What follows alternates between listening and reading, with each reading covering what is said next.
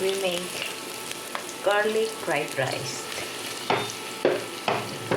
Yung paborito ng mga amo ko. Magpa-fried rice tayo, garlic fried rice. So kasi madaming bawang.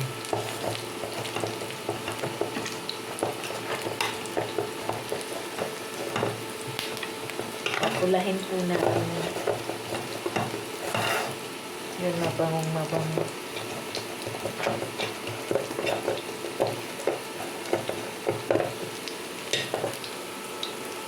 Yes.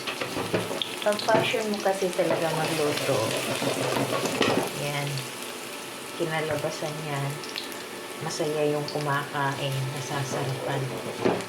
Mostly, ang amo ko, yung kapatid na chef ko sa isang restaurant dito na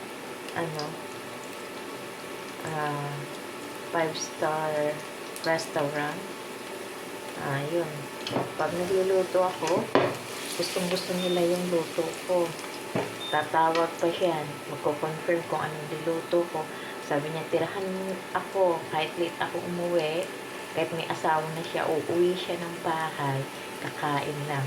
Kaya ang ginagawa ko, pinagtatabihan ko na siya ng pagkain niya. Yun. Pag nadat na niyang not enough yung rice, sabi niya, wala nang rice, Lu. Wala na. Kaya ang papapakain na lang niya ulam. Ayun yung kumain sa niya, sa trabaho niya, uuwi na siya. Yan, okay na yan. Nasunog-sunog. Fried rice tayo, guys. Wala kang ibang sasap dito. Kundi chicken cubes lang. Tapos, chicken powder. Not chicken cubes. Chicken powder lang. Tapos, ayun. Yun lang. May toyo sila na napakasarap talaga yun. Kahit hindi ako nakabili. Bibili ako one time na yun. Kasi napakasarap yung lutuin. Nahihalo sa fried rice. Yung sauce na yun, toyo. Pero ang lasa niya, manamis na may konting alat. Hindi maalat siya. Sobrang alat na, gaya ng normal na toyo.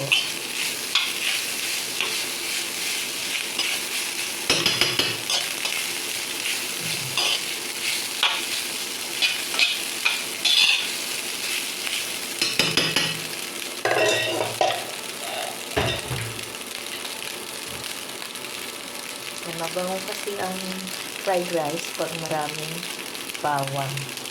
Kaya gusto ko siya sa maraming bawang. Ito na po yung garlic fried rice. Tapos ito yung awang ko kung tawag nito. Shrimp silog with tomato. Tawag na lang nito is shrimp silog chili with tomato. Yun na.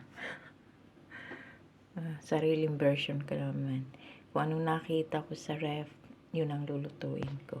Kung walang nakita sa ref, walang lulutuin. Thank you, guys. Ang pamangkin ko tulog pa. Kaya mauna na akong kumain.